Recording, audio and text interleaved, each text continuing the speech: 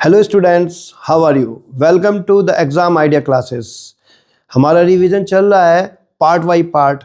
उधर हम इलेक्ट्रोस्टैटिक के कुछ चैप्टर्स रिवाइज कर चुके हैं, फिर इलेक्ट्रोमैग्नेटिक इंडक्शन रिवाइज हो चुका है पूरा। एसी का रिवीजन चल रहा है। मीनवाइल कुछ हम प्रीवियस ईयर में पूछे गए क्वेश्चंस लेकर आए हैं जो चैप्टर 2 के हैं, इलेक्ट्रोस्टैटिक पोटेंशियल एंड कैपेसिटेंस के। कुछ मल्टीपल चॉइस टाइप क्वेश्चन हम यहाँ डिस्कस करने जा रहे हैं। देखो बच्चों, इस बार आपको मैं पहले बता दूं, जब से ये number of questions multiple choice ज़्यादा आना शुरू हुए हैं, तब से शुरू में बच्चों को ये लगता था कि भाई एमसीक्यू क्वेश्चंस हैं, बहुत ईजी हैं, इन्हें तो हम एकदम कर लेंगे, एक एक नंबर के क्वेश्चन हैं। बट हम एग्ज़ाम में घबरा ही जाते हैं इनकी वजह से, क्योंकि पहले 16 क्वेश्चंस जो होते हैं वो एक एक नंबर के होते हैं, और आजकल उन क्वेश्चंस का लेवल बढ़ता चला जा रहा है, और इसके लिए आपको ज़्यादा डीप और फंडामेंटल नॉलेज की ज़रूरत होती है। और एक क्वेश्चन गलत हुआ, दूसरा गलत हुआ, तीसरा गलत हुआ, चौथा मुझे आता नहीं, पांचवा मुझे आता नहीं, और देखते देखते बच्चा पेपर में होपलेस हो जाता है। और जबकि ये नंबर आपको अच्छे परसेंटेज लाने में बहुत हेल्पफुल होते हैं, जो 1 मार्क्स के क्वेश्चंस होते हैं। चलिए देखते हैं। ये पहला questions electrostatic potential and capacitance से यहाँ पूछा गया है, विच of the following is not the property of equipotential surface. तो इक्विपोटेंशियल सरफेस के बारे में आपको पहले बता भी चुका हूँ। तो क्या प्रॉपर्टी दी है इन्होंने? दे do not cross each other. They do not cross each other, तो ये तो प्रॉपर्टी है इक्विपोटेंशियल सरफेस की, कि हम जानते हैं कि इक्विपोटेंशियल सरफेस कभी भी क्रॉस नहीं करती, क्योंकि अगर दो डिफरेंट पोटेंशियल की सरफेस एक क्रॉस करेंगी तो इसका मतलब क्या हुआ कि वहाँ पर दो डिफरेंट पोटेंशियल एक पॉइंट पे हो नहीं सकते। और क्योंकि इलेक्ट्रिक फील्ड जो होता है परपेंडिकुलर होता है to the direction of electric field, तो अगर दो सरफेस क्रॉस कर रही हैं तो वहाँ हमें दो डायरेक्शन मिलेंगी इलेक्ट्रिक फील्ड की, विच इज़ नॉट पॉसिबल। तो ये प्रॉपर्टी है। The rate of change of potential with distance on them is zero. On them means अगर हमारी कोई इक्विपोटेंशियल सरफेस है, तो इक्विपोटेंशियल सरफेस होने का मतलब ही क्या है कि उस पे हर जगह पर पोटेंशियल कैसा है? सेम है, तो पोटेंशियल चेंज ही नहीं होगा। तो for uniform electric field they are concentric sphere, जबकि हम जानते हैं कि यूनिफॉर्म इलेक्ट्रिक फील्ड में they are like parallel lines, parallel surfaces, equipotent distance parallel surfaces. Okay, तो ये भी प्रॉपर्टी है। They can be imaginary sphere, just they can be, जैसे हम जानते हैं फॉर पॉइंट चार्ज अगर हम देखें, क्योंकि पॉइंट चार्ज के लिए पोटेंशियल का फार्मूला क्या है? V is equal to 1/4 pi epsilon 0 Q/R। तो हर r डिस्टेंस पर एक स्फीयर के फॉर्म में एक पोटेंशियल होगा। तो ये वाला प्रॉपर्टी भी इक्विपोटेंशियल सरफेस की है, ये ए भी इक्विपोटेंशियल सरफेस की प्रॉपर्टी है। And C for a uniform electric field they are concentric sphere, ये नहीं है। तो यहाँ क्या बोला? Which of the following is not the property of equipotential surface. So which is not, तो पहली तो है they do not cross each other, ये तो प्रॉपर्टी है। The rate of change of potential with distance on them is zero, ये भी, क्योंकि यहाँ से अगर हम यहाँ आए, क्योंकि यहाँ पर भी सेम पोटेंशियल है, यहाँ पर भी सेम पोटेंशियल है, तो पोटेंशियल डिफरेंस जीरो हो गई, तो ये भी इसकी प्रॉपर्टी है। And they can be imaginary sphere, thus they can be imaginary sphere for a point charge. Only thing, for a uniform electric field they are concentric sphere. No, they are not. तो इसका सही answer क्या हुआ? C, क्योंकि uniform electric field के लिए जो equipotential surfaces होती हैं वो पैरेलल प्लेन होते हैं। तो ये हमारा पहला क्वेश्चन हो गया। होपफुली आपको समझ में आ गया होगा। अब हम आते हैं क्वेश्चन नंबर 2 पर। क्वेश्चन नंबर 2 है हमारा, equipotential surfaces are closer in the region of large electric field compared to the region of lower electric field, will be more crowded near the sharp edge of a conductor, will never be equally spaced, both A and B are correct। तो यहाँ पर हम इस question को solve करने के लिए ये इक्वेशन ध्यान करते हैं पहले। हाँ, आपको याद है electric field is negative gradient of potential, E is equal to minus dV/dr। तो अगर आप देखें हम इलेक्ट्रिक फील्ड में सेम पोटेंशियल डिफरेंस dV में से, जैसे 10-10 वोल्ट के पोटेंशियल डिफरेंस पे इक्विपोटेंशियल सरफेस ड्रॉ करते हैं, जैसे एक 100 वोल्ट, फिर एक 90 वोल्ट, फिर एक 80 वोल्ट, 70 वोल्ट, 60 वोल्ट के पोटेंशियल डिफरेंस पे ड्रॉ करते हैं। तो थोड़ी देर के लिए अगर हम इस dV को कांस्टेंट मान लें तो ये क्या शो कर रहा है कि E is inversely proportional to dr। That means जहां इलेक्ट्रिक फील्ड ज्यादा होगा वहां पे उनके बीच का सेपरेशन कम होगा, और जहां इलेक्ट्रिक फील्ड वीक होगा वहां सेपरेशन दूर दूर होगा। तो पहला पॉइंट क्या कह रहा है, are closer in the region of electric field compare large electric field compare to the region of lower electric field. तो ये पॉइंट तो सही है हमारा ए। अब हम बी को देखते हैं, will be more crowded near the sharp edge of a conductor. अब जहां बात आती है sharp edge of a conductor, तो आपको याद होगा कि sharp edge of the conductor कि electric field just outside a conductor होता है हमारा E is equal to sigma upon epsilon naught. Sigma क्या है, सरफेस चार्ज डेंसिटी, और सरफेस चार्ज डेंसिटी जो पॉइंटेड एंड है कहीं पर भी जो होती है वो it is inversely proportional to the radius of curvature. जहां रेडियस ऑफ कर्वेचर जितनी कम होगी वहां पर सरफेस चार्ज डेंसिटी उतनी ज़्यादा होगी। तो पॉइंटेड एंड पे तो रेडियस ऑफ कर्वेचर बहुत कम है, तो सरफेस चार्ज डेंसिटी बहुत ज़्यादा होगी, और जब सरफेस चार्ज डेंसिटी बहुत ज़्यादा होगी तो वहाँ इलेक्ट्रिक फील्ड भी ज़्यादा होगा, और जब इलेक्ट्रिक फील्ड ज़्यादा होगा तो surfaces must be very crowded. तो will be more crowded near the sharp edge, ये भी सही है। Will never be equally spaced, ये हो सकता है भाई, इक्वली स्पेस तो हो सकती हैं। जैसे हम यूनिफॉर्म इलेक्ट्रिक फील्ड में देखें तो वहाँ पर क्या होगा, इक्वल डिस्टेंस पे वो होंगी सरफेसेस, तो will never be equally space. जबकि it is possible they can be equispace in uniform electric field. कहीं पर अगर हमारा यूनिफॉर्म इलेक्ट्रिक फील्ड है तो वहाँ पर जो इक्वी पोटेंशियल सरफेसेस हैं they will be equi space. तो पॉइंट सी तो गलत हो गया। तो डी क्या कह रहा है, both A and B are correct. तो इस क्वेश्चन का आंसर हुआ both A and B are correct. Next question देखते हैं, question number 3। The electric potential on the axis of an electric dipole at a distance R from its centre is V. कि कोई एक electric dipole है से minus Q plus Q, और इसके centre से आर डिस्टेंस पर यहां पर पोटेंशियल दिया है V। Then the potential at a point on the same distance on the equatorial line. तो देखिए कोई सा भी डिस्टेंस हो इक्वेटोरियल लाइन पे, any point is always equi distance, minus Q से भी उतना ही दूर है प्लस क्यू से भी उतना ही दूर है। यहाँ पर कोई सा भी पॉइंट आप इधर देख लें इधर देख लें, तो जितना नेगेटिव चार्ज का या नेगेटिव पोटेंशियल होगा उतना ही पॉजिटिव चार्ज का पॉजिटिव पोटेंशियल होगा। तो नेट पोटेंशियल कितना हो जाएगा, 0। तो whatever be the potential on the axial line, but on the equatorial line the potential will be 0। The electric potential on the axis of an electric dipole at a distance r from the center is V. Then the potential at a point on the same distance on the equatorial line.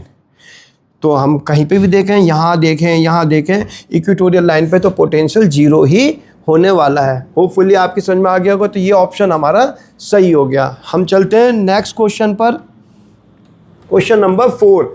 If a unit positive charge is taken from one point to another over A equipotential surface. तो देखिए फिर से मैं यहाँ समझा देता हूँ आपको कि सपोज हम इलेक्ट्रिक फील्ड में कोई एक इक्विपोटेंशियल सरफेस ड्रॉ कर लेते हैं। तो इक्विपोटेंशियल सरफेस होने का मतलब क्या है कि उसके हर पॉइंट पर सेम पोटेंशियल होगा, सेम पोटेंशियल। और वर्क की क्या डेफिनेशन है, हम जानते हैं पोटेंशियल डिफरेंस की डेफिनेशन होती है कि W अपॉन Q, कि अगर कोई से दो पॉइंट हैं उनके बीच में V वोल्ट पोटेंशियल डिफरेंस है तो हमें पर यूनिट चार्ज वर्क जो करना पड़ेगा वो उस पोटेंशियल डिफरेंस की डेफिनेशन है। और we can say W is equal to QV।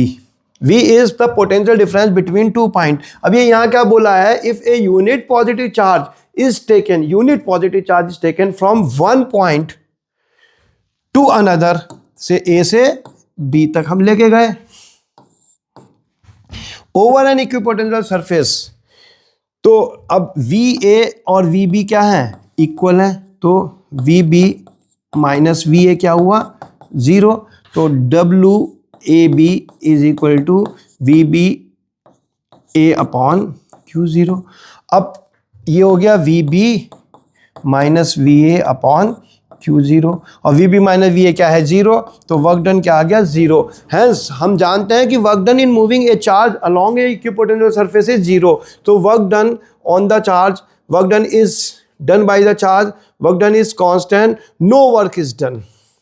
तो इसका आंसर हुआ no work is done if a unit positive charge is taken from one point to another over an equipotential surface. तो क्या हुआ work done, no work is done. Equipotential surface पर कोई work नहीं होगा अगर हम एक चार्ज को किसी भी एक पॉइंट से किसी भी दूसरे पॉइंट तक लेके जाते हैं। ठीक है, तो समझ में आ गया, work done is constant, work done by the charge और work done is on the charge, ये सब गलत हैं। नो वर्क इज डन इसका आंसर होगा। अब हम चलते हैं क्वेश्चन नंबर 5 पर। देखिए बच्चों, थोड़ा ध्यान से देखने वाला क्वेश्चन है यहाँ पर। The electric potential V as a function of distance x is shown in the figure. यहाँ हमें एक ग्राफ दिया हुआ है कि ये y एक्सिस पर पोटेंशियल शो किया हुआ है और x एक्सिस पर डिस्टेंस दिया है। तो इस ग्राफ से हमें क्या पता चल रहा है कि पहले तो डिस्टेंस के साथ हमारा पोटेंशियल इंक्रीज होता है 2 तक, 2 मीटर से 4 मीटर के बीच में पोटेंशियल कांस्टेंट रहा एंड देन ये डिक्रीज हो गए, जीरो हो गया।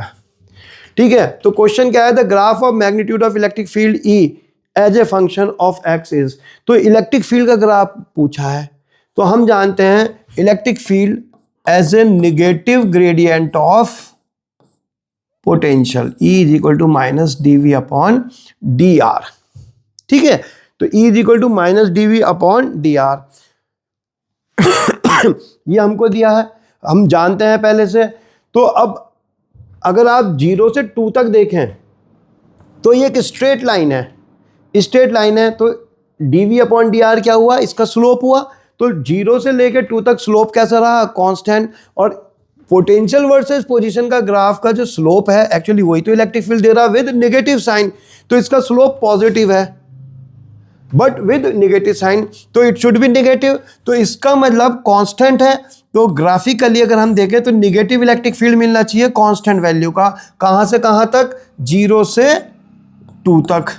अब उसके बाद क्या हुआ, 2 से लेके 4 तक हमारा पोटेंशियल कांस्टेंट है, और जब पोटेंशियल कांस्टेंट है तो उस केस में क्या हो जाएगा, dV इज इक्वल टू 0 हो जाएगा, और जब dV 0 हो गया तो E भी 0 हो गया। तो during this interval electric field हमारा क्या रहेगा, 0, 2 से 4 के बीच में। अब 4 से 6 के बीच में आप देख रहे हैं इस ग्राफ का स्लोप नेगेटिव है, पोटेंशियल डिक्रीज हो रहा है, माइनस माइनस हो जाएगा प्लस और रहेगा कांस्टेंट वैल्यू। तो यहां से यहां तक हमारा इलेक्ट्रिक फील्ड कांस्टेंट होना चाहिए 4 से 6 तक। तो ये ग्राफ बन के आ रहा है हमारा यहाँ माइनस E और ये प्लस E। तो आप देखो कांस्टेंट, एक तो ये A में दिया है, B तो पॉसिबल ही नहीं है, C में दिया है और D में। तो D में तो ये 2 से 4 तक कांस्टेंट दिया है जो कि नहीं पॉसिबल है, और इसमें ये प्लस E दिया है जबकि हमारा माइनस आया, तो हमारा ऑप्शन A सही है, ये वाला ऑप्शन सही हो गया। समझ में आ गया आप लोगों को। अब हम चलते हैं नेक्स्ट क्वेश्चन पर, क्वेश्चन नंबर 6। देखिए बच्चों, the electric potential V at any point x, y, z is given by V is equal to 3x square, where x is in meter and V is in volt. The electric field at a point, अब किस point पे electric field पूछा हमसे, point 1 and point 2 पर। तो पहले हम calculate कर लेते हैं। Again the same equation we are going to use here, E is equal to minus dV upon dx। तो ये तो x कंपोनेंट आ जाएगा हमारा इलेक्ट्रिक फील्ड का। तो हम अगर डिफ्रेंशिएट करते हैं इसको विद रिस्पेक्ट टू x, तो ये आ जाएगा minus d over dx of 3x square. So E is equal to minus 3 2 जा 6x। तो x की वैल्यू क्या है, 1। तो for x is equal to 1, E is equal to minus 6x, E is equal to minus 6x, and y की value 0.2 दे रखी है, तो v हमारा y के साथ तो चेंज ही नहीं हो रहा, तो y के अलॉन्ग हमारा इलेक्ट्रिक फील्ड क्या होगा, जीरो हो जाएगा, क्योंकि पोटेंशियल चेंज ही नहीं हो रहा। तो इसमें क्या क्या ऑप्शन दे रखे हैं, 6 वोल्ट पर metre along negative X axis, 6 volt पर metre along positive X axis, 1.5 volt पर metre along minus X axis, 1.5 volt पर metre along plus X axis. तो 1.5 वाला तो आंसर ही नहीं आया, आंसर आया हमारा 6 का। और अगर हम इसमें x की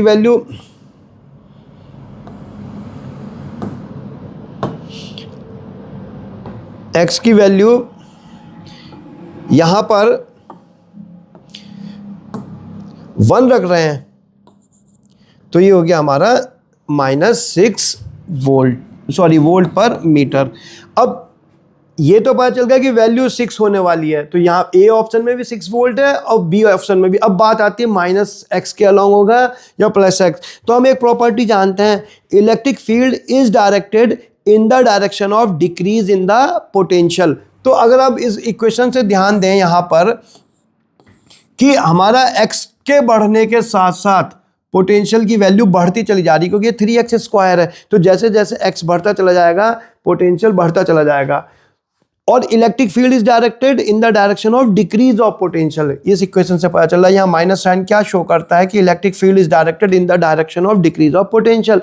तो इधर जाने से तो पोटेंशियल इंक्रीज हो रहा, तो पोटेंशियल किधर को जाने से डिक्रीज होगा, इस डायरेक्शन में। जब हम इधर से इधर को आएंगे तो पोटेंशियल डिक्रीज होगा, इधर को जाएंगे तो पोटेंशियल इंक्रीज होगा। तो इस डायरेक्शन में पोटेंशियल डिक्रीज हो रहा है, तो this is the direction of electric field, means electric field is directed along negative X axis.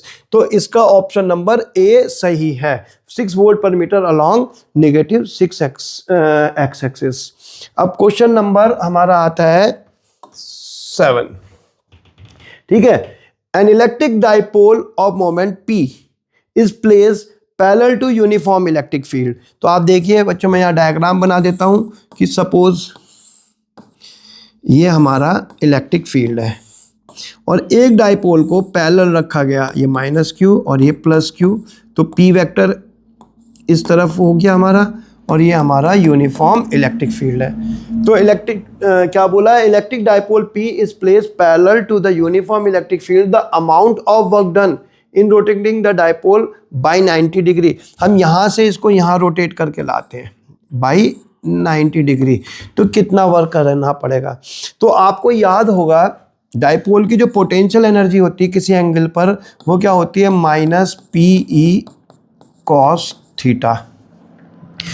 तो इनिशियल पोजीशन पर इसकी पोटेंशियल एनर्जी जब पैरेलल है तो theta is equal to 0, at theta is equal to 0 potential energy क्या हो जाएगी, -PE cos 0।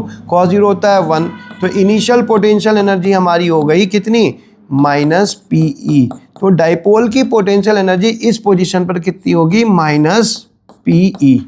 अब 90 डिग्री से इसको हम रोटेट कर रहे हैं, तो at theta is equal to 90। तो फाइनल पोटेंशियल एनर्जी कितनी हो जाएगी, -PE cos 90। cos 90 कितना होता है, 0। तो फाइनल पोजीशन पर इसकी पोटेंशियल एनर्जी कितनी हो गई, 0। वर्क डन क्या होगा, वर्क डन होगा final potential energy minus initial potential energy. तो 0 माइनस P, तो कितना आया, +P। तो यहां से लेके यहां तक ले जाने में कितना वर्क करना पड़ेगा, हमें PE वर्क करना पड़ेगा। तो option B is correct, PE work हमें करना पड़ेगा। होपफुली आपको समझ में आ गया होगा ये। अब हम आ रहे हैं नेक्स्ट क्वेश्चन पर, क्वेश्चन नंबर 8। देखिए, 3 charges 2q -q lie at the vertices of a triangle. तो हम एक ट्राइंगल बना लेते हैं, say this is a vertices of a triangle. This is the triangle. The value of E and V at the centroid of the triangle. देखो यहाँ पर triangle का कोई स्पेशल फिगर नहीं दी है कि the 3 charges this and lie at the vertices of a triangle. It can be of any type of triangle, not equilateral or isosceles or something of that nature. हम charge mark कर लेते हैं कि suppose this is the charge 2q. this one is the charge minus q and this charge is also minus q. The value of E and B at the centroid of the triangle will be. अब देखो centroid क्या होता है बच्चों, centroid होता है जहां पे तीनों मीडियन इंटरसेक्ट करती हैं. ये मूव हो गया है,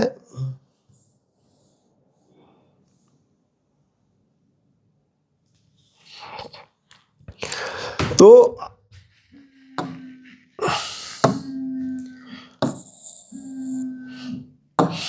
आप देखिए यहां पर सेंट्रॉइड जो होता है वो तीनों वर्टेक्स से इक्वल डिस्टेंस पर है, और जब तीनों वर्टेक्स से इक्वल डिस्टेंस पर है तो जितना +2q चार्ज का पोटेंशियल होगा यहाँ पॉजिटिव, उतना -q का और -q का नेगेटिव पोटेंशियल होगा. तो नेट पोटेंशियल यहां क्या हो जाएगा, 0. सेंट्रॉइड की प्रॉपर्टी क्या है, फिर से आप एक बात समझ सकते हैं कि कोई सा भी ट्राइंगल है किसी भी शेप का, अगर हम इस साइड की सेंटर लें, ये मीडियन हो गई, इसका सेंटर लें, ये मीडियन हो गई, इसका सेंटर लें तो ये मीडियन हो गई. तीनों मीडियन क्या होती हैं, कनकरेंट होती हैं, एक पॉइंट से जाती हैं. ठीक है, तो दिस इज द सेंट्रॉइड. अब हमें ये देखना है कि क्या ये पॉइंट तीनों वर्टेक्स से इक्वल डिस्टेंस पर लाई करता है या नहीं लाई करता. इक्विलेटरल ट्रायंगल में तो लाई करता है, तो तीनों वर्टेक्स से लाई करने के लिए हमें क्या चाहिए, अगर ये इससे तो इसका परपेंडिकुलर बाइसेक्टर होना चाहिए ये, और इसका परपेंडिकुलर बाइसेक्टर होगा वो जो होगा इस पॉइंट से भी इक्वल डिस्टेंस होगा, इससे भी इक्वल डिस्टेंस होगा, इससे भी. तो ये जरूरी नहीं है कि ये पॉइंट इक्वल डिस्टेंस पर हो, इस वर्टेक्स से इस वर्टेक्स से इस वर्टेक्स से. मीन्स यहां हम गलती कर रहे थे कि कोई भी पॉइंट केवल इक्विलेटरल ट्रायंगल अगर होगा, इक्विलेटरल ट्रायंगल में, तो centroid will be eight the equal distance from all the vertex. तो उस केस में मान लिया यहाँ -q चार्ज होता है, यहाँ पर -q चार्ज होता है और यहाँ +2q चार्ज होता है, तो इसका यहाँ पर पोटेंशियल मान लिया 2v होता है, तो इसका -v होता है, इसका माइनस तो 0 हो जाता. लेकिन यहाँ पर इन्होंने कोई स्पेशल टाइप का ट्रायंगल नहीं दिया है, तो इसका मतलब पोटेंशियल अलग अलग डिस्टेंसेस होने की वजह से अलग अलग होगा. आपको मैं यहाँ फिर से समझा दूं कि ज्योमेट्री का बेसिक क्या है, कि भाई अगर कोई भी एक ट्रायंगल है और हमें इसमें एक ऐसा पॉइंट चाहिए जो तीनों पॉइंट वर्टेक्सेस से इक्वल डिस्टेंस पर हो, तो जैसे एक पॉइंट मुझे चाहिए जो इस वर्टेक्स से और इस वर्टेक्स से इक्वल डिस्टेंस होगा, वो इसके परपेंडिकुलर बाइसेक्टर पर लाई करेगा. एक मुझे पॉइंट चाहिए जो इस वर्टेक्स से और इस वर्टेक्स से इक्वल डिस्टेंस पर होगा, तो वो इसके परपेंडिकुलर बाइसेक्टर पर लाई करेगा.